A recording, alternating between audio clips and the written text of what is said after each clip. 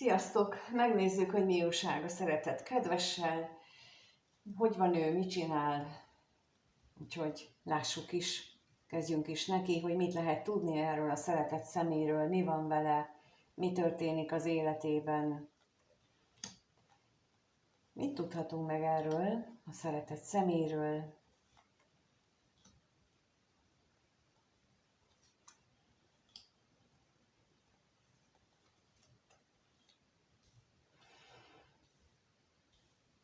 A régi reményei felett búslakodik, azt próbálja valahogy magában megérteni, elfogadtatni, és állandóan egy olyan kapcsolatról ábrándozik, amit a múltban ő elképzelt. Én nem biztos, hogy ez sikeres volt, nem gondolom, hogy ez sikeres lehetett. Na megnézzük itt, mi ez az özvegy férfi.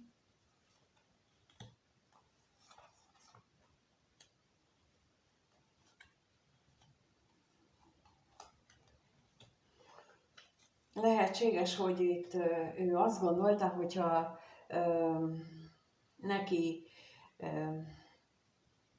lesz egy törvényes kapcsolata, akkor az milyen jó lesz, és hogy ott akkor ő hogy fog csinálni, és olyan, mintha ezt most félne, hogyha ezt meg akarná ismételni, mondjuk lehet, hogy már volt egy vállása is, tehát volt már egy kapcsolat, ami nem működött, és akkor most egy olyanba gondolkodik, hogyha azt törvényesíteni a másikat, vagy ugyanazt, akkor az jobban működne, de ez úgy látom, hogy ezek a gondolatok nem örömmel töltik el kifejezetten, hanem sokkal inkább kétségekkel.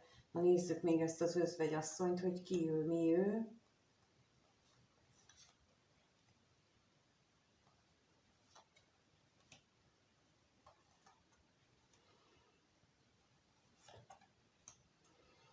Lehetséges, hogy az életébe, mint mondtam, azt érzékeltem itt az előbb, hogy sok mindenkinél volt már az életében egy sikertelen kapcsolat, ahol az a társ mondjuk nem volt őszinte hozzá, ahol arra jött rá, hogy túlságosan sok ott a hazugság, túlságosan is esetleg az anyagiak voltak a lényegesek, és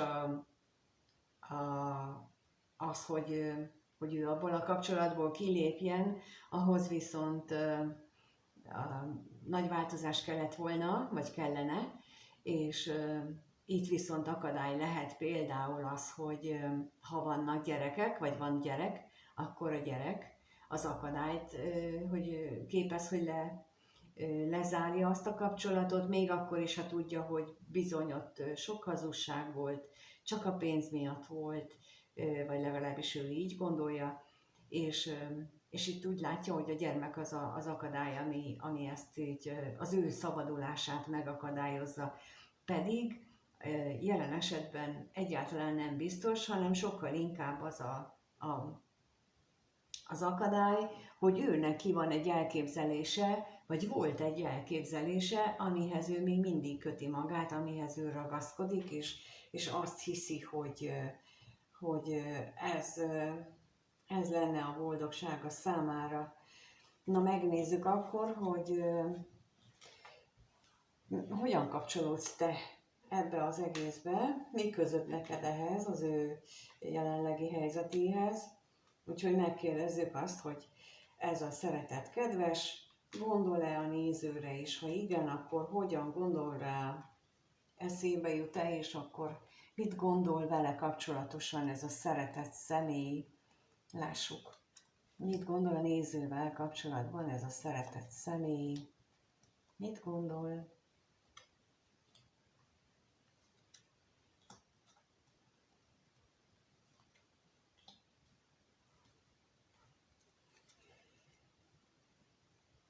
Az biztos, hogy egy nagyon újszerű dolog voltál, vagy az életében, újra és újra ez jut az eszébe, teljesen másnak lát téged, mint az, amit az előbb elmondtam.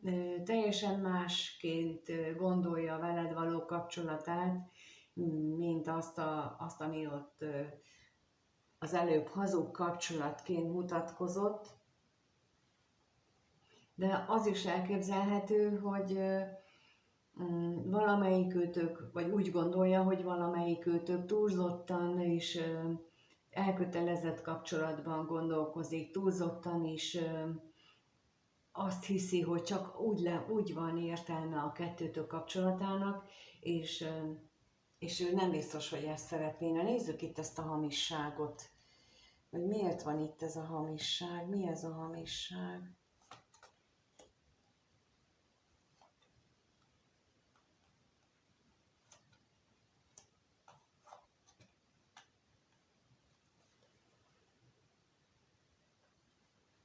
Lehetséges, hogy ugye, mint mondtam, hogy valamelyikőtök túlságosan is ehhez a elkötelezett kapcsolathoz ragaszkodik. És ő neki a gondolataiban pedig ott van az, hogy ott vagy te alapvetően, és ott van az a félelem, hogy ez túl nagy lelki elköteleződést igényelne tőle. Olyan, mintha attól félne, hogy te bekapod és lenyeled egybe, és ő akkor el fog veszni.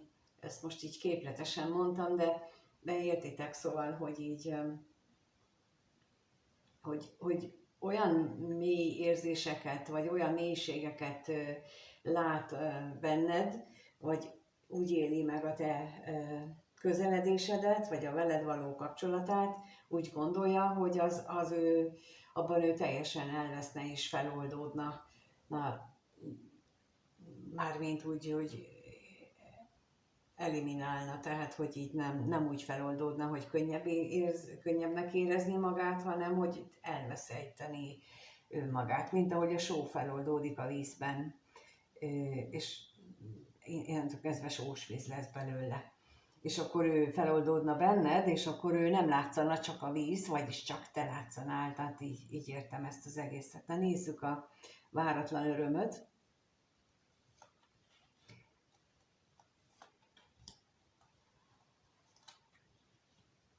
Lehetséges, hogy a gondolataiban, a veled kapcsolatos gondolataiban újra és újra a vágyak jelennek meg, illetve azoknak a kifejeződése, hogy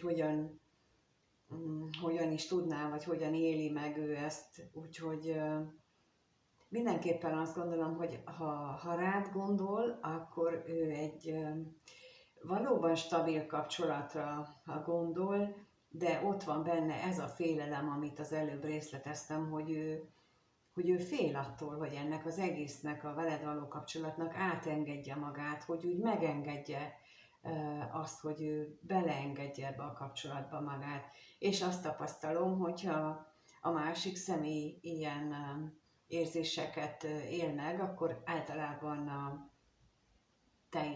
te benned is ott vannak ezek, és jó lenne, hogyha ezzel így szembenéznél te magad is, mert akkor így ezzel elkezdenéd oldani ezt a benne is, meg magadban is. Így ezt jelenti így jelen esetben a tükröződés, hogy akkor elkezdenéd oldani magadban, akkor oldod benne is ezt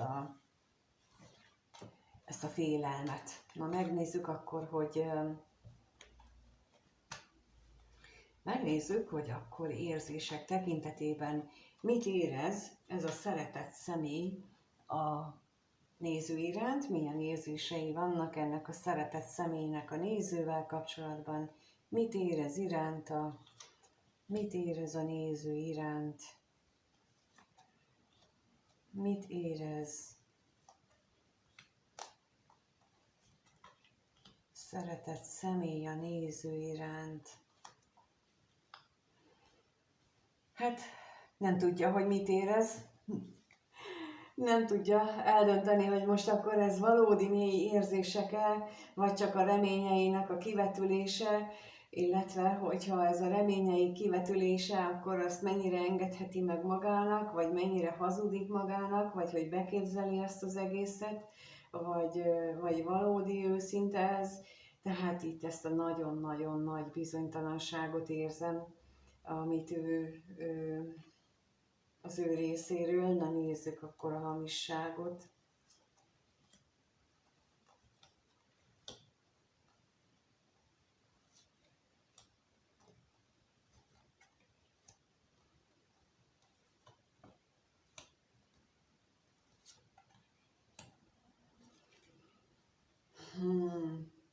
Lehetséges, hogy egész életében olyan félelmek gyötörték, hogyha ő engedne az ő nagyon erős vágyainak, és akkor lehet, hogy itt a testi vágyakról is beszélünk, tehát hogy akár ilyen az ő mércéjével akár extrémnek minősített vágyakról, hogy ő ha engedne ennek, akkor az biztos, hogy például te esetleg kiakadnál, vitáznál, leszekednél vele, de az is lehet, hogy ez nem igazából extrém vágy az ő részéről, vagy nem extrém vágya van, hanem csak ő képzeli be, mert egy olyan társa volt, aki vagy olyanokkal került eddig össze, vagy olyat tanult, vagy ő magának az az alaptermészete, hogy ilyen visszafogott, visszahúzódó.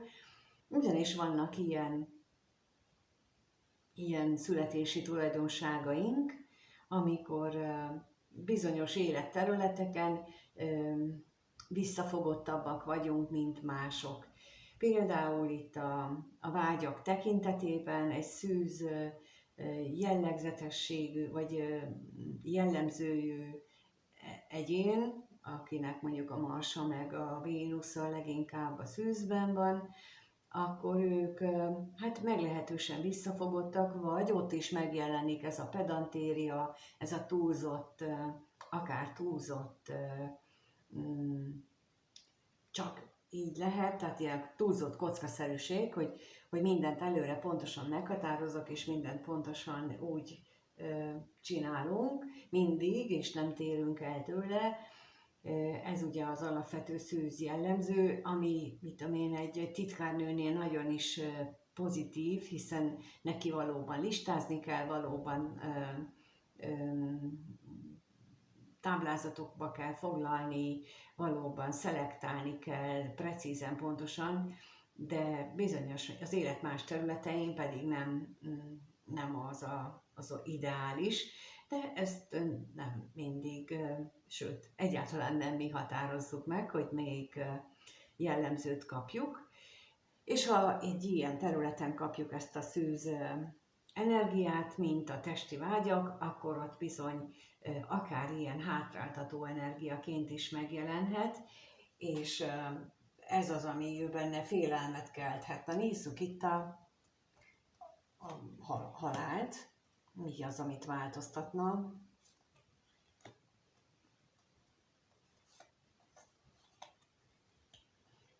Lehetséges, hogy abba is belegondol, hogyha ezen ő változtatni szeretné, az akkor neked vagy valaki másnak fájdalmat jelentene, azzal ő szomorúságot okozna, és nem biztos, hogy ezt ő pillanatnyilag be akarja vállalni. Na nézzük még a bírót, hogy miért van itt ez a bizonytalanság benne.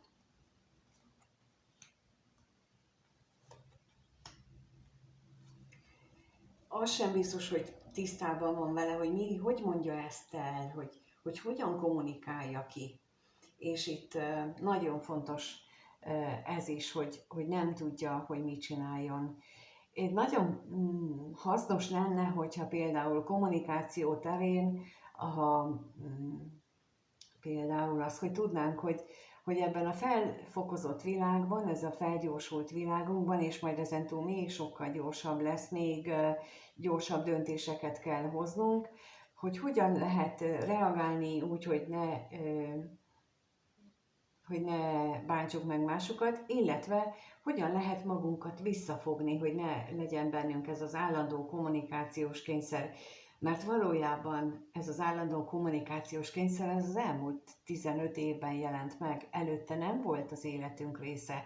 Nem volt az, hogy ennyit kommunikáltunk, és én őszintén szólva nem is gondolom, hogy az nagyon baj volt, mert amikor ez a felgyorsult világunk nem ad lehetőséget arra, hogy belső magunkba elmélyedjünk, és ezeket a problémákat, amiről itt beszélek, erre nincs elég idő, mert azt hiszük, hogy ezt rögtön le kell kommunikálni, ezt rögtön meg kell változtatni, és rögtön meg is fog változni, de nem fog megváltozni.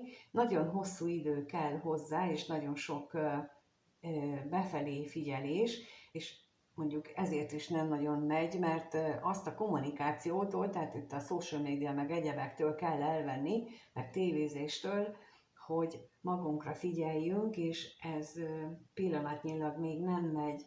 És itt nála is az látszik, hogy döntésképtelen, sok a bizonytalanság benne, de az nem látszik, hogy ő mennyire fordulna magába.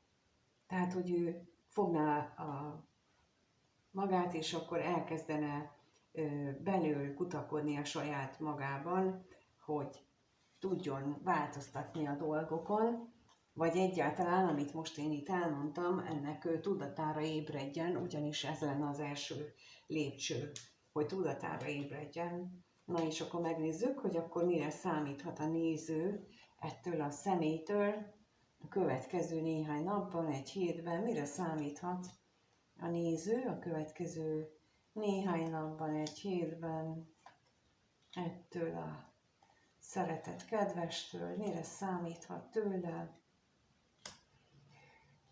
Hát a szenvedélye, a vágya, a tüze, az biztos, hogy nőni fog. Biztos, hogy szeretne beszélni is akár erről, hogy milyen jó lenne találkozni is. Na megnézzük itt az utazást, hogy akkor mi történik, mire lehet számítani.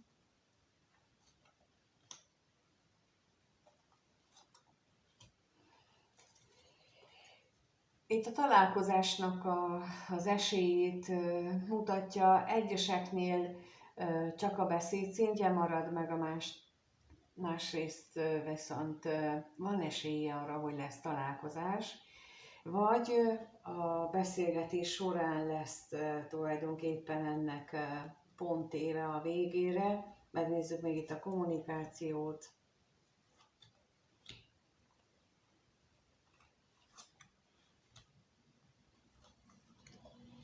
No, hát reménykedik abban, hogy a kettőtök közötti érzelmek még megvannak, viszont mint ahogy mondtam, itt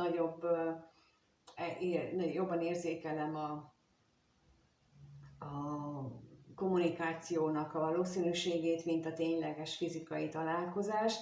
Ezt mutatják a lapok is, de fontos az is, hogy tudjuk, hogy amikor beszélünk erről, azt hogyan tegyük, hogyan tudjuk elmondani, amit szeretnénk, például ezeket az érzéseket is, hogy ezt így ki tudjuk fejezni a másiknak. Ő is megpróbálja ezt valószínűleg, de nem feltétlenül azzal az eredménnyel, hogy akkor na, mégis találkozunk, és akkor mégis éljük meg ezt a vágyakat, amit a lapok itt mutatnak. Azzal, hogy itt középen az állandóság lapja van, az mutatja nekem, hogy itt azért ez egy föntiek által kontrollált időszak lesz, vagy legalábbis ők nem csak az, hogy kontrollált, hanem szemmel tartják, figyelemmel kísérik, vagy bele is avatkoznak, úgyhogy lehet, hogy egyeseknél, akinél találkozni kell, ott megtörténik, hogy nem lesz vagy lesz találkozás, még ha nem is tervezik, akiknek meg éppen nem időszerű, azok meg akkor sem fognak találkozni, hogyha bármit elterveznek, vagy bármilyen ilyen tervük van, vagy lenne. Ennyi, amit most jelenleg erről a szeretett kedvesről tudok mondani, illetve az ő jelenlegi helyzetéről. Köszönöm, hogy itt vagytok, és köszönöm, hogy megnéztétek a videót. Köszönöm az interakciókat, és jelezném, hogy hétfőn lesz élő elengedés, webinár, ahol a 3-as kapcsolatnak az elengedéséről beszélünk, már a múlt alkalommal is, és most a társ oldaláról mondok olyan dolgokat, amivel segíthetem azt, hogy fel lehessen dolgozni ezeket. Ezek a videók is, meg azok a bejelentkezések is arról szólnak, hogy dolgozunk magunkon, és akik ennek az a kifogása, hogy nincs rá keret, akkor ez ne legyen kifogás, hanem íme itt van, ingyen hozzá lehet kezdeni, csak csinálni kell. Viszont ha nem csináljuk, csak videót nézünk, úgy biztosan nem lesz eredménye. Bárki bármit mond, hogy ezzel már oldódik, nem oldódik, kinyílik az ajtó. Ez olyan, mint hogyha van egy sötét szoba, kinyitom az ajtót, látom, hogy mi van a sötét szobában, de ettől az a dolog még nem fog onnan kijönni, az ugyanúgy ott marad. Tehát, hogy csak ennyit jelent az, hogy meghallgatjunk egy videót, nem változik az élet tőle semmit a világon, ezért nagyon fontos, hogy mi tegyünk érte. És én ehhez segítséget adok, de, mint mondtam, csak te tudod magadnak megváltoztatni az életed. Köszönöm az itt léted, a lájkat, feliratkozást, minden jót kívánok, és várlak benneteket szeretettel. Sziasztok!